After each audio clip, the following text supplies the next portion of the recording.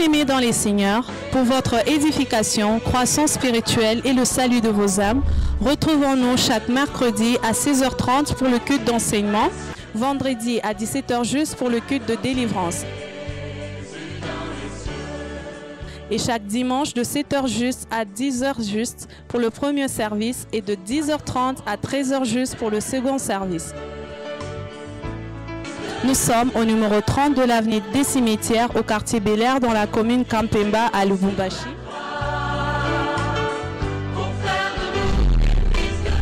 Cordial bienvenue à l'église Bread of Life Congo, paroisse mère, et que Dieu vous bénisse.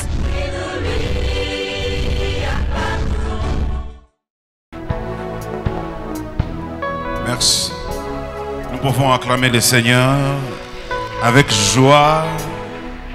Nous acclamons le roi des gloires, le Seigneur des seigneurs. Que Dieu nous bénisse.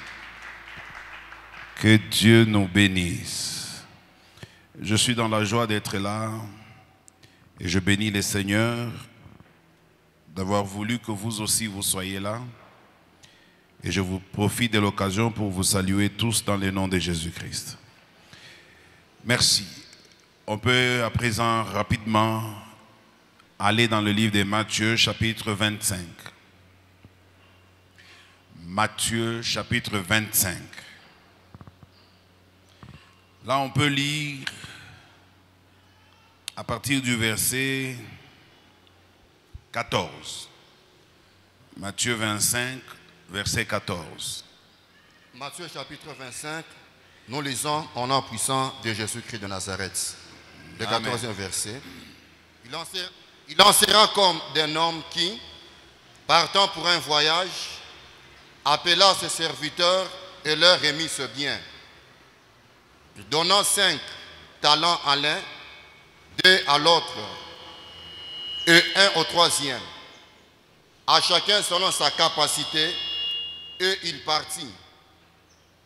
Aussitôt, celui qui avait reçu les 5 talents s'en alla, le fit valoir, et il gagna 5 autres talents. De même, celui qui avait reçu les 2 talents en gagna 2 autres. Celui qui n'en avait reçu qu'un alla faire un creux dans la terre et cacha l'argent de son maître. Longtemps après, le maître de ses serviteurs revint et leur fit rendre compte. Celui qui avait reçu les 5 talents s'approchant en apportant 5 autres talents. Et il dit, Seigneur, tu m'as remis 5 talents, voici j'en ai gagné 5 autres. Son maître lui dit, c'est bien, bon et fidèle serviteur. Tu as été fidèle en peu de choses, je te confierai beaucoup. Entre dans la joie de ton maître.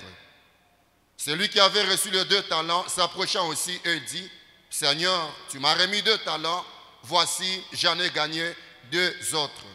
Son maître lui dit, c'est bien, bon et fidèle serviteur, tu as été fidèle en peu de choses, je te confierai beaucoup, entre dans la joie de ton maître. Celui qui n'avait reçu qu'un talent s'approchant ensuite et dit, Seigneur, je savais que tu es un homme dur, qui moissonne où tu n'as pas semé et qui amasse où tu n'as pas vanné. J'ai eu peur et je suis allé cacher ton talent dans la terre. Voici, prends ce qui est à toi. Son maître lui dit, serviteur méchant et paresseux, tu savais que je moissonne où je n'ai pas semé et que j'amasse où je n'ai pas vanné. Il te fallait donc remettre mon argent au banquier et à mon retour, j'aurais retiré ce qui est à moi avec un intérêt. Ôtez-lui donc le talent et donnez-le à celui qui a le 10 talents. Car on donnera... 29. C'est le dernier. Car on donnera à celui qui a, et il sera dans l'abondance. Mais à celui qui n'a pas, on ôtera même ce qu'il a. Parole du Seigneur dans le nom de Jésus-Christ.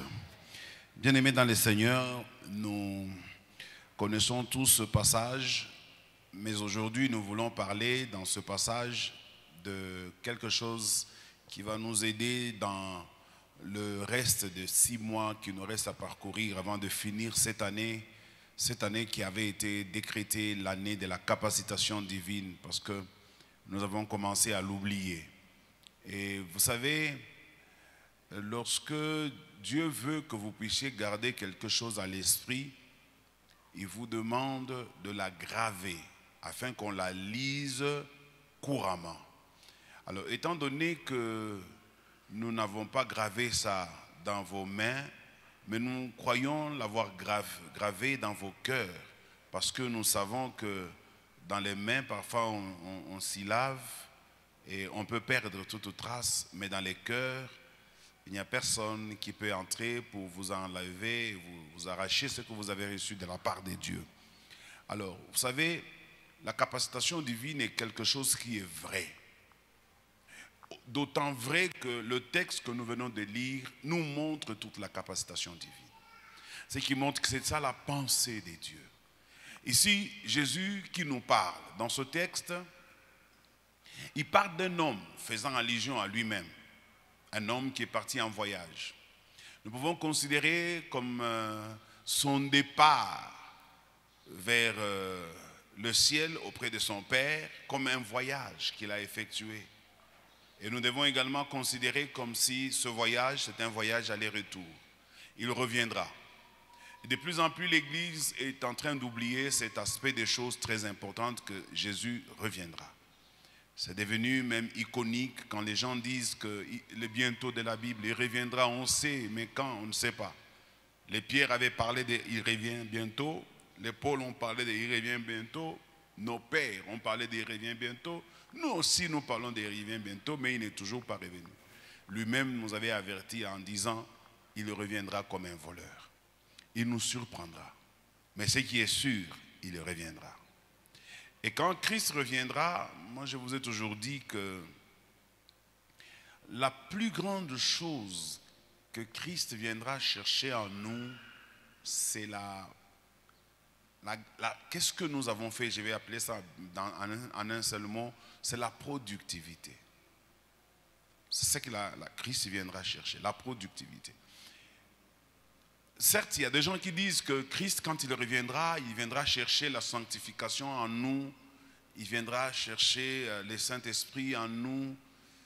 Tout ça c'est vrai, mais ce n'est pas vraiment ça l'essentiel. Parce que vous savez, de plus en plus les hommes, je veux revenir à cette phrase que je veux dire maintenant, deviennent plus concentrés à ce qui est accessoire qu'à ce qui est essentiel. L'essentiel, quand Christ reviendra, je vais d'abord nettoyer cela en vous disant ceci. Je suis sûr de ce que je dis. Que quand vous avez reçu Christ dans votre corps, dans votre cœur, vous êtes sauvés. Vous êtes sauvés, c'est indiscutable. Si quelqu'un d'autre veut vous faire croire le contraire, discutez, fouillez-le. Il n'y a pas un autre moyen pour aller au ciel que de l'avoir reçu. À tous ceux qui l'ont reçu, il leur a donné le pouvoir de devenir enfants de Dieu. Point barre. Il reviendra pour chercher les enfants de Dieu. Il ne reviendra pas pour chercher qui ont été très saints, plus que tout le monde. Certes, nous devons continuer à garder notre sanctification, mais ne vous y trompez pas. Dieu sait que nous sommes incapables d'être saints. Chacun de nous, quelque part, se reproche quelque chose. Comme les bien-aimés des catholiques le disent, j'ai péché en pensée, en action et en omission. Ça veut dire qu'on peut pécher de plusieurs manières. On peut pécher même en pensée, et Jésus nous l'a démontré, on n'a pas le temps d'entrer là-dedans. On peut aussi pécher en action, en faisant quelque chose qui n'est pas recommandable, mais on peut aussi pécher en évitant de faire quelque chose que vous étiez censé faire. C'est ce qu'on appelle omission. Vous savez faire quelque chose, comme la Bible dit, celui qui sait faire le bien et qui ne le fait pas, commet un péché. Alors si on doit tenir compte de ces trois aspects des choses, je ne pense pas que nous irons au ciel, nous tous. La seule chose qui pourra nous amener au ciel, c'est la grâce de notre Seigneur Jésus-Christ. C'est la raison pour laquelle nous devons l'aimer beaucoup. Et notre amour, nous devons le lui montrer. Nous devons lui révéler que nous avons compris le message. Je disais toujours il y a un bon bout de temps qu'il y avait un enfant. En allant jouer avec ses amis, il a causé du tort à un ami et il a crevé l'œil de son ami. Et lorsque les vengeurs sont venus pour chercher cet enfant afin qu'il paye pour avoir détruit l'œil de son ami, son papa l'a protégé. Il a dit non, non, non, non, non, non, pas mon fils. Et les vengeurs étaient tellement déterminés que le papa s'est offert lui-même comme victime, en leur demandant de trouver alors son œil à lui en compensation à celui de son enfant.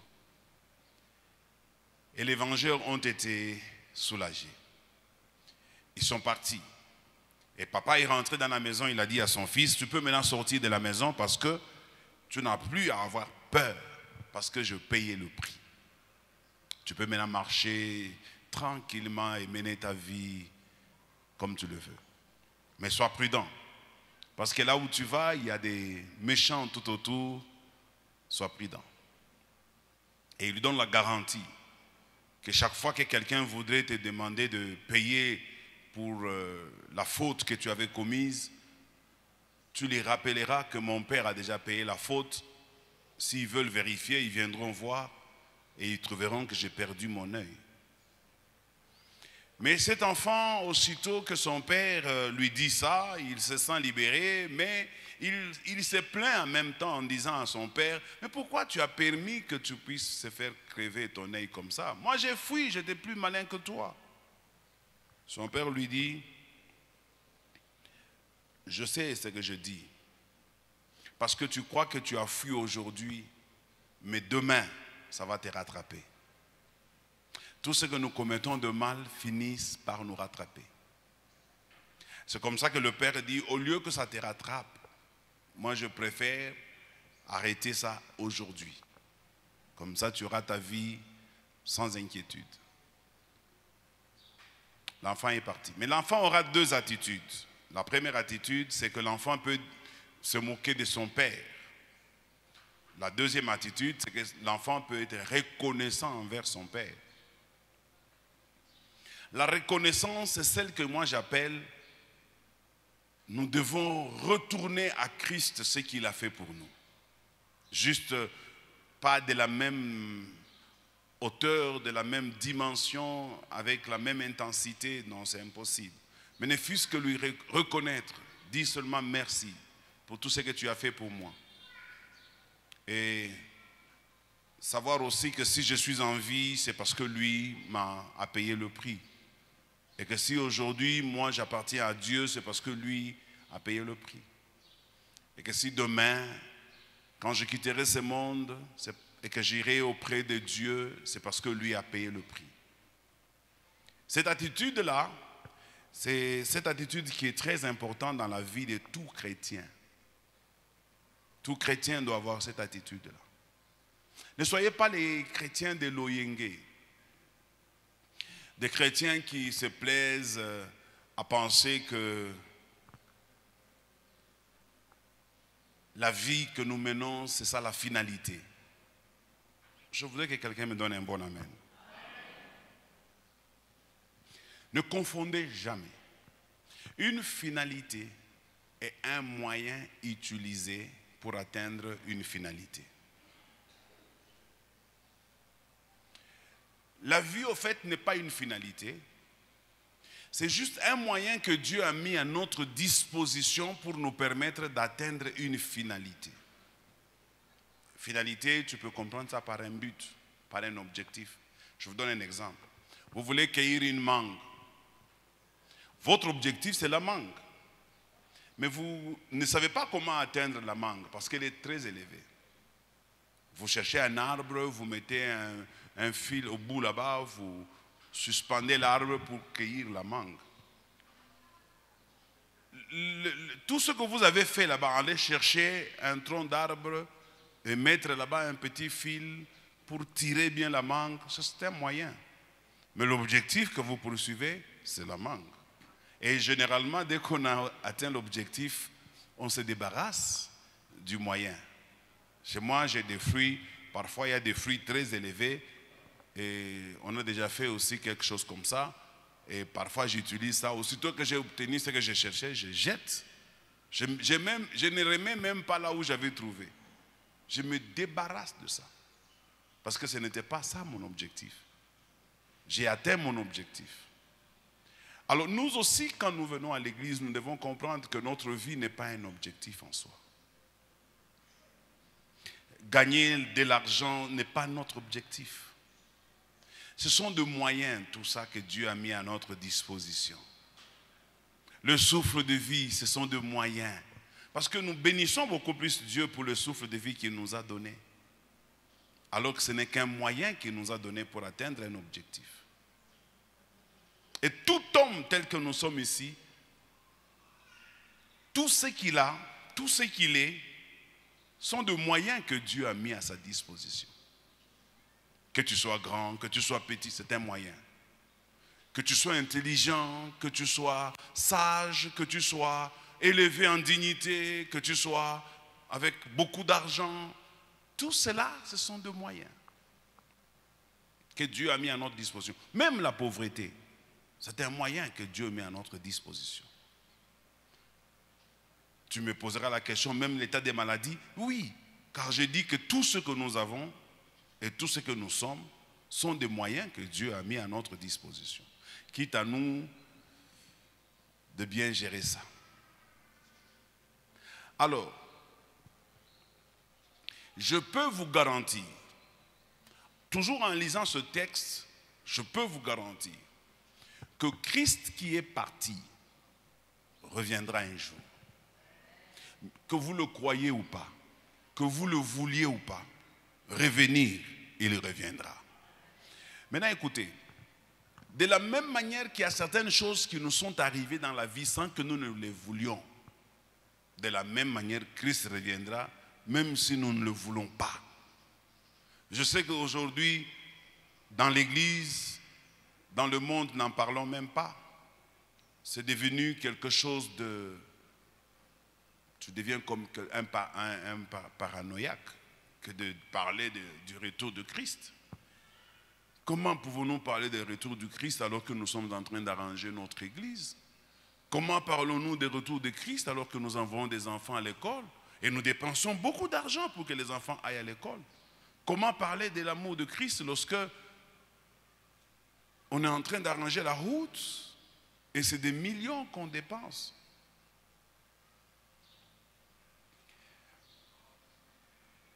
Je commence à aller tout droit maintenant vers mon thème afin de chuter vers les points que j'ai résolu de partager avec vous.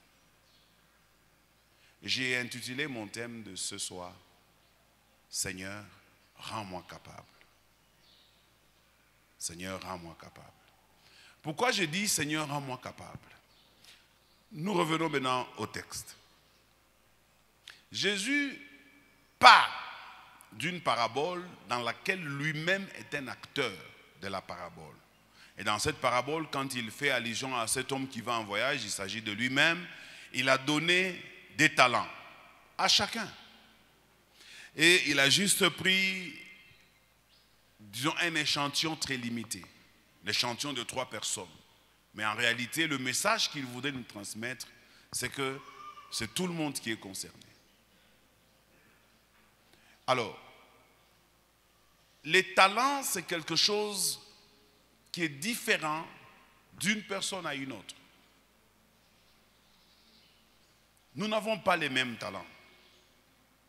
Nous n'avons pas les mêmes attitudes en venant dans le monde. Il y en a qui, en naissant, ont tout trouvé, comme on dit, la cuillère en or à la bouche. Il y en a qui, en venant dans le monde, ils sont très malvenus. Ils n'étaient même pas désirés. Ils n'étaient même pas attendus. C'est à l'époque où ton papa ne voulait vraiment pas avoir d'enfant. Peut-être même ta maman. Il y a des gens qui sont venus comme ça et puis en venant dans le monde, ils ont rencontré beaucoup de souffrances. Et je pense que quand Christ donne ces paraboles ici, il fait aussi allusion à tout ça. Regarde celui-ci qui est né avec la cuillère d'or à la bouche, on lui donne 5 talents. Comme ça. Et l'autre, Jésus décide unilatéralement de lui donner 2 talents. Et l'autre encore, il décide de lui donner un seul talent. Et puis il part en voyage sans rien dire. Qu'est-ce qu'il doit faire de ces talents? Vous avez vos Bibles, vous pouvez vérifier. Parce que nous condamnerons les gens s'ils savaient qu'ils devaient faire quoi avec ce qu'on leur a donné. On ne leur a rien dit. Et puis quelque temps après, il revient. Il les appelle tous. Il commence à faire la comptabilité. Il commence par celui à qui il a donné beaucoup.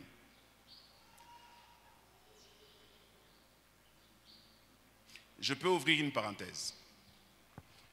Si la vie t'a beaucoup facilité la tâche, et que toi, comme je l'ai dit, tu es né avec une cuillère d'or à la bouche, sache que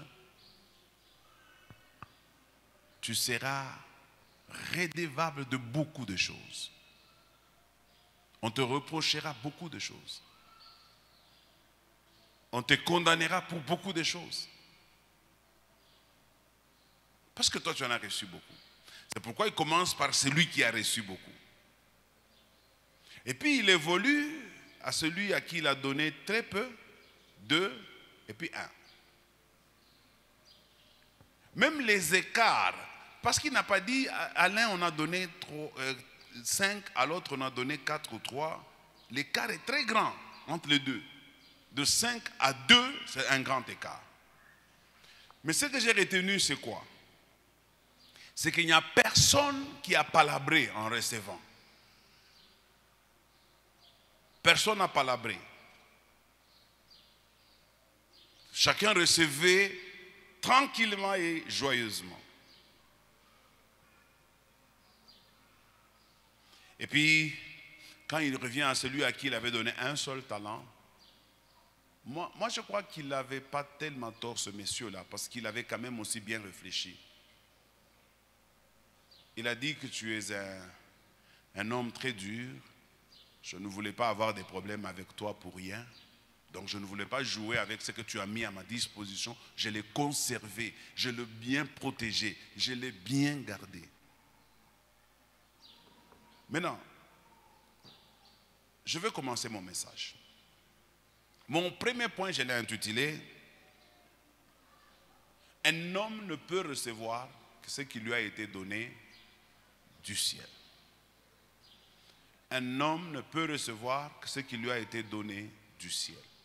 La première activité que tout individu doit faire dans sa vie, c'est de savoir qu'est-ce que j'ai reçu en naissant. Qu'est-ce que j'ai reçu de Dieu. Et tu ne manques pas. Tu n'as pas peut-être autant que les autres, mais tu as aussi quand même quelque chose. Ça, c'est la première question que tout homme doit se poser.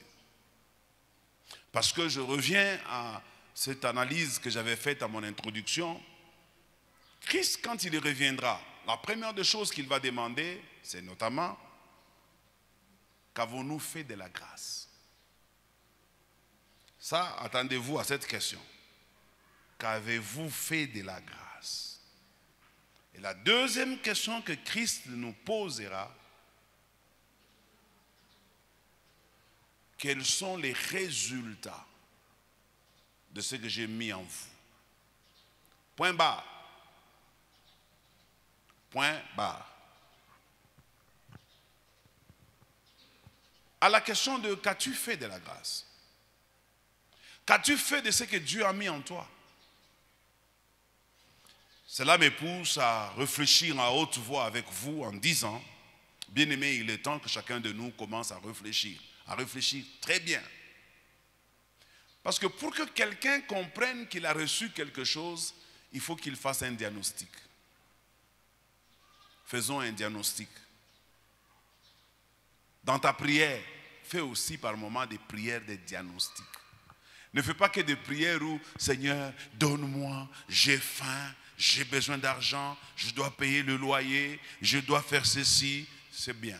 Mais, fais aussi la prière de savoir qu'est-ce que j'ai reçu de toi et qu'est-ce que je dois en faire. Qu'est-ce que tu as fait de la grâce? Nous sommes sauvés par la grâce, oui.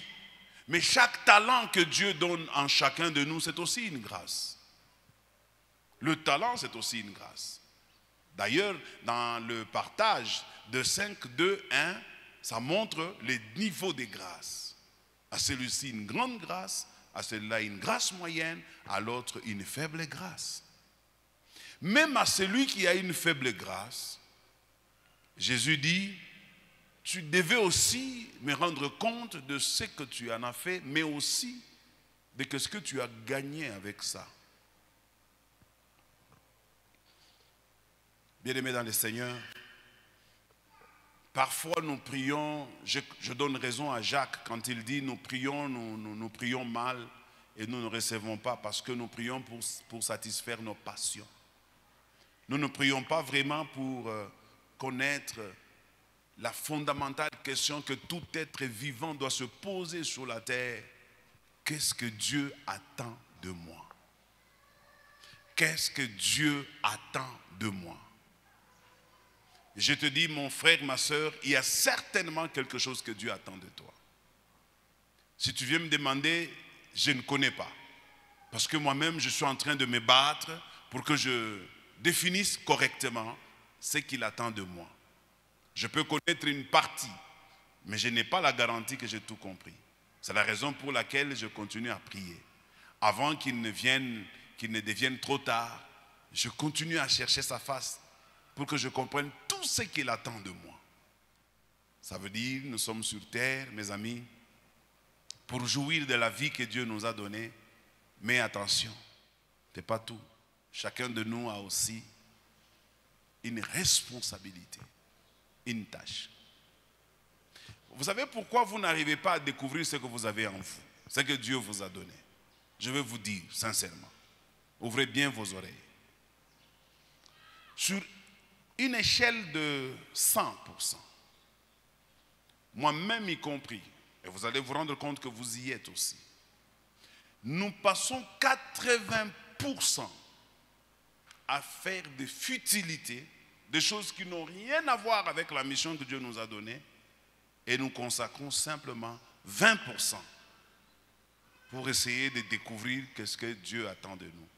Vous allez voir quelqu'un qui se réveille le matin, il s'habille, il se lave, il va au travail. Et dans son travail, il quitte là-bas à 17 heures. Déjà, vous savez combien de temps il a perdu là-bas? Et dès qu'il rentre, la prochaine étape, si c'est une dame, elle doit s'occuper de son mari, de ses enfants qu'elle a laissés pendant longtemps. Si c'est un homme, il fait un petit crochet chez les amis, chez les parents, et il rentre à la maison un peu tard, vers 19h, 20h. Il allonge les pieds sur la table, attend qu'on le sert à manger. Et aussitôt qu'il a mangé, maintenant il commence à penser à aller dormir. C'est à ce moment-là que nous nous mettons à genoux pour dire, Seigneur, merci de la journée que tu m'as donnée. C'est à peine même que nous citons dans nos prières, Seigneur, qu'est-ce que tu attends que je puisse faire? Ou même poser au Seigneur la question de savoir, la journée vient de se terminer. Qu'est-ce que tu attendais de moi que je n'ai pas fait pour que je me rattrape le jour suivant? Mais nous accumulons ainsi des solutions non trouvées, non traitées. Et notre vie devient quelque chose qui ne plaît pas à Dieu. Je voudrais aborder rapidement mon deuxième point. Et là, dans mon deuxième point, c'est là où je vais aider quelqu'un. Si tu me donnes un bon amen, je continue.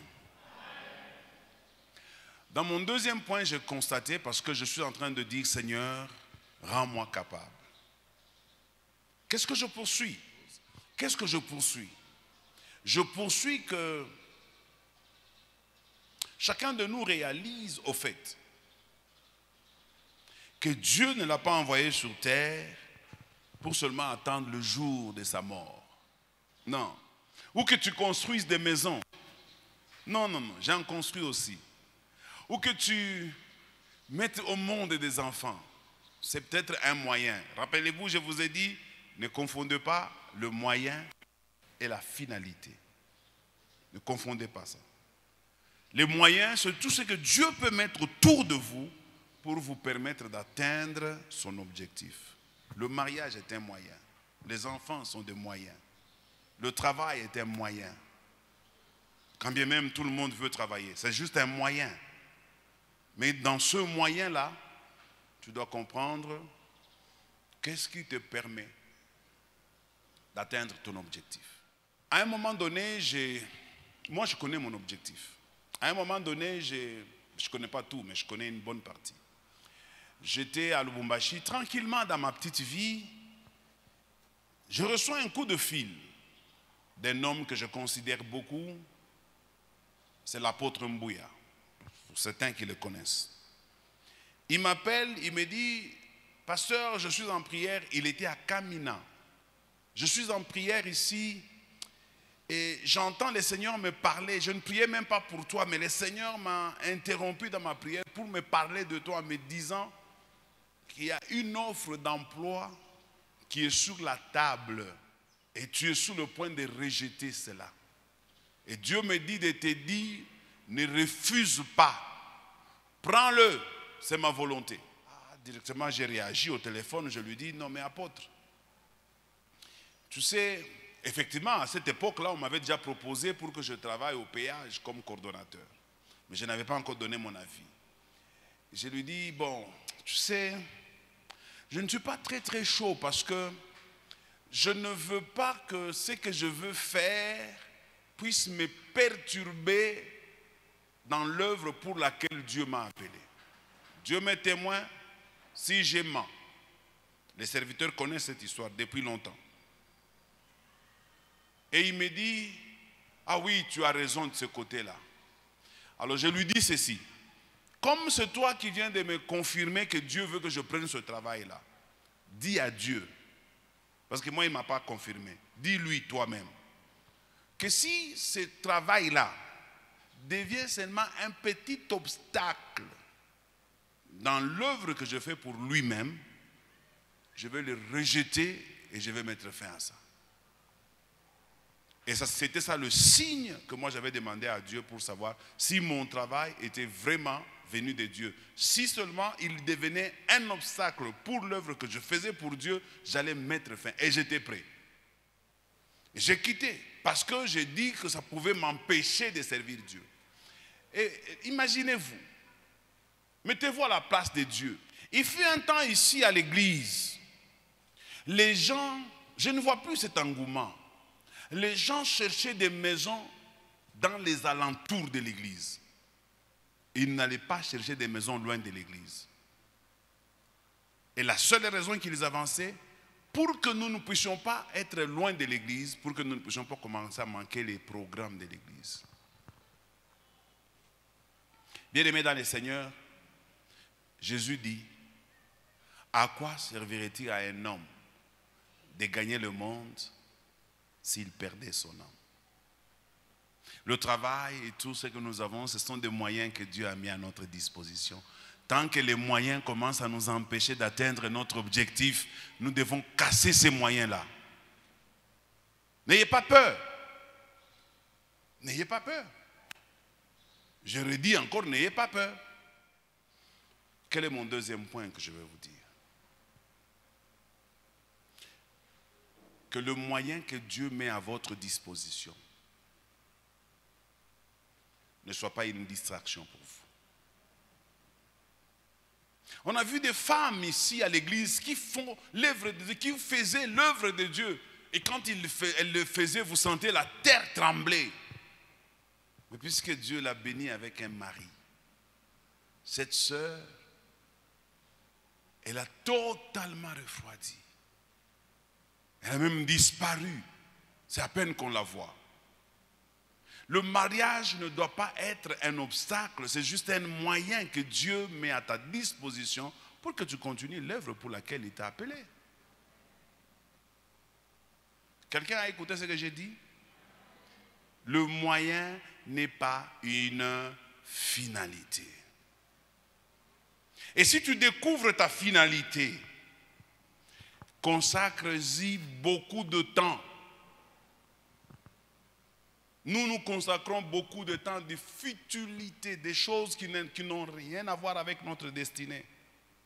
Un jour, je vous ai dit ici à l'église qu'il y avait une différence entre un travail et un emploi. Vous vous rappelez? Je vais vous aider. J'avais dit qu'un emploi, c'est ce que vous appelez un travail. Mais Dieu, ce que lui, il appelle un travail, c'est la mission qu'il nous a confiée. C'est ça le travail. Et c'est sur cela que Dieu nous appréciera et nous jugera. Le travail que vous avez, c'est juste un emploi. Ça va changer demain. Tu étais dans une société, tu ne seras plus là demain. Tu étais commerçant, tu ne seras plus demain commerçant. Tu étais ceci, demain tu ne le seras pas. Rares sont les gens qui ont commencé dans une seule activité et qui sont morts dans cette activité. Beaucoup de gens ont changé beaucoup de sociétés. Et je crois pendant que je parle ici, vous-même vous comptez le nombre des entreprises que vous avez fréquentées ou des commerces que vous avez déjà initiés dans votre vie. Vous n'allez pas me dire que Dieu vous a envoyé sur terre pour faire ce commerce-là. Ou pour faire ce travail-là, je ne sais pas, chez les Chinois ou les Indiens ou les Arabes. Dieu, dans sa divinité, il t'envoie, toi, il te crée tel que tu es là, pour que tu sois un agent des Libanais. Non, je ne pense pas. Même toi-même, tu sais que ce n'est pas ça. Et si quelqu'un ne connaît pas la raison pour laquelle Dieu l'a appelé sur terre, quel que soit ce qu'il est en train de faire comme emploi, il sera mal à l'aise. C'est comme ça, vous verrez des gens qui ont de l'argent, mais ils ne savent pas se réjouir. Vous verrez des gens qui ont des occupations, mais ils sont au-dedans d'eux avec une sorte de manque, de carence, de quelque chose qu'il leur faut. Ils sont à la recherche de quelque chose qu'il leur faut. Une femme qui n'a pas encore d'enfant, elle pense que l'enfant, c'est ça, la fin du monde. Dès qu'elle a cet enfant, elle sent encore le vide en elle. Parce que l'enfant n'est pas une finalité en soi. C'est juste un moyen que Dieu pourra mettre à la disposition de tout un chacun. Je vais commencer à chuter maintenant. Puisque j'ai intitulé mon message « Seigneur, rends-moi capable », regardez nos 3 exemples de communication que le Seigneur nous donne. Celui qui avait 5 talents, la Bible nous dit, on a donné à chacun selon sa capacité. Tu peux relire ça, juste cet endroit-là. On a donné à chacun selon sa capacité. On relit ça et puis je continue.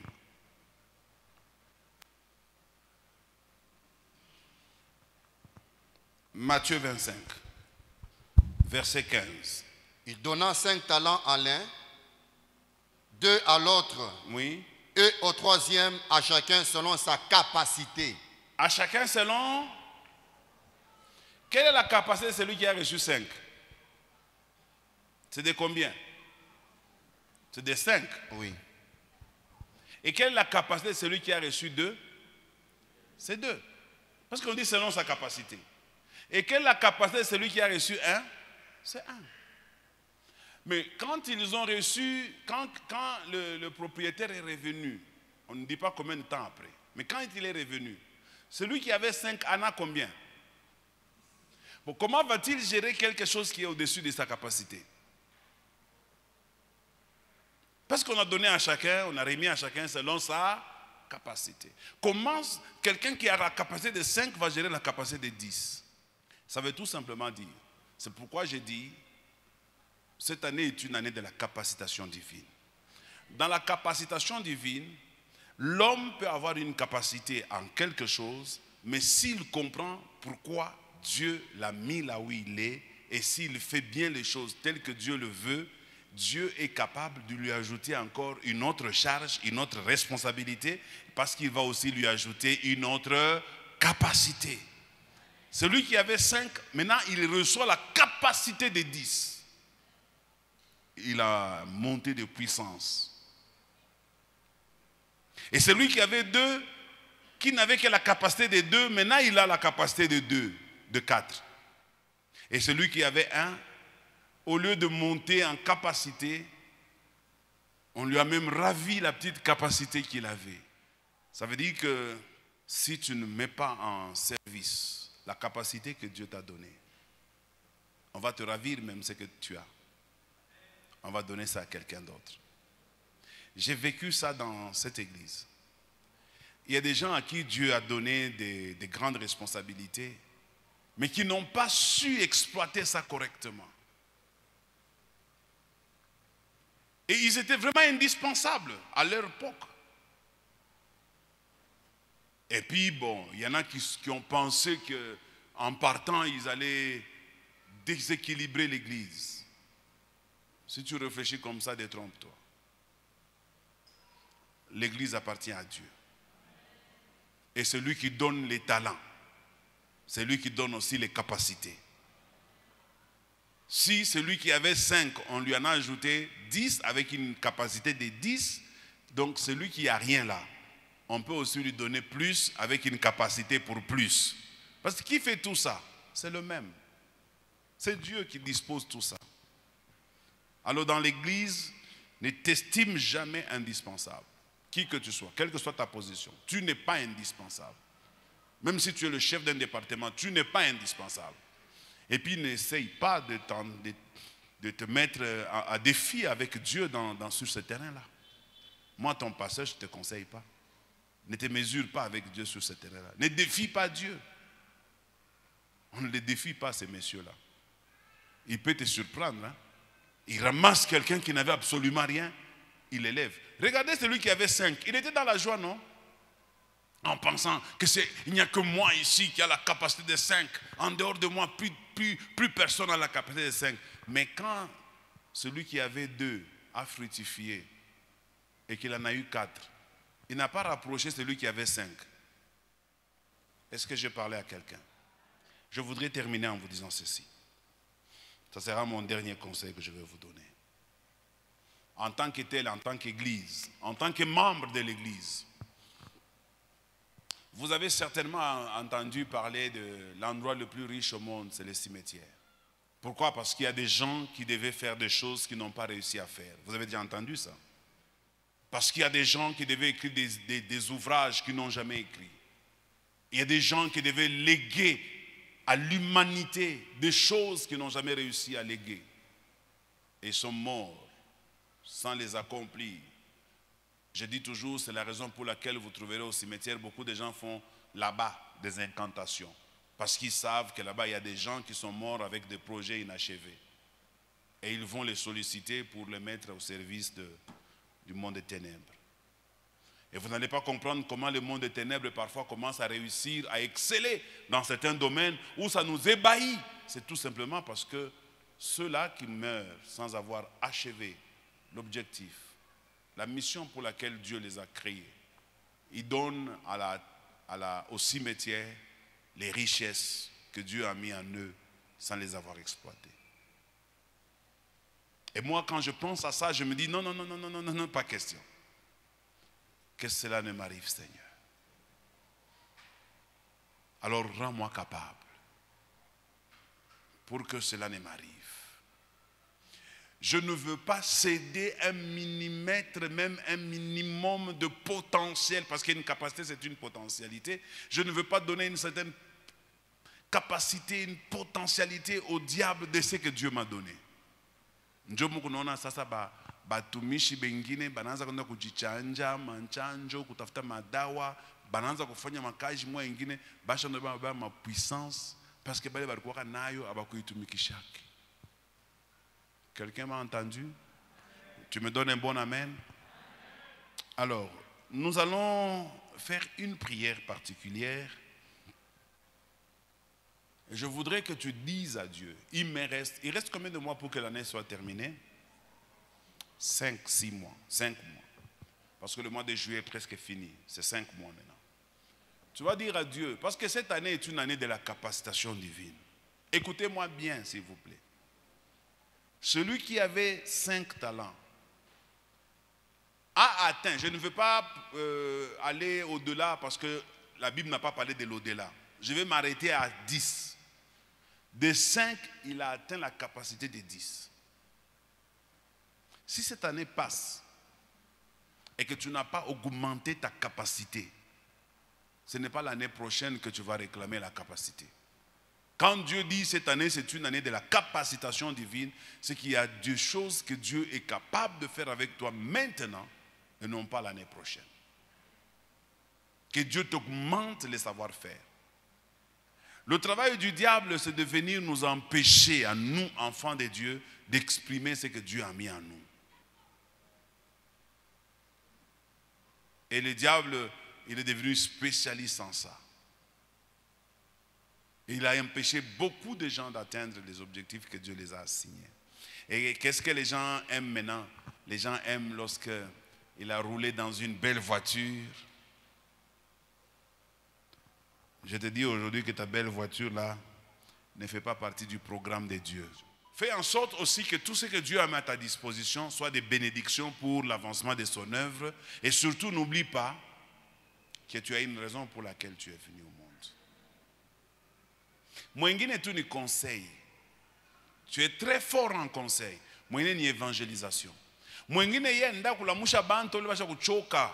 Kama mtu anachoka yake mtemea ule mtu analamuka. Alors ne te compare pas na ule repita kushare na modéré. Ne te compare pas avec celui qui est venu pour prêcher. Yena enjo appel yake ni ile. Oh shenje bakwanza kutumika pa yuwa. Bobe na tumika mbaridi.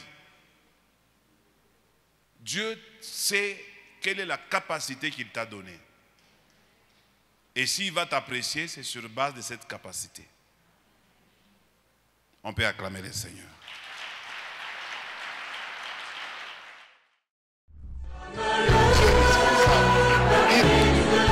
Bien-aimés dans les Seigneurs, pour votre édification, croissance spirituelle et le salut de vos âmes, retrouvons-nous chaque mercredi à 16h30 pour le culte d'enseignement, vendredi à 17h juste pour le culte de délivrance.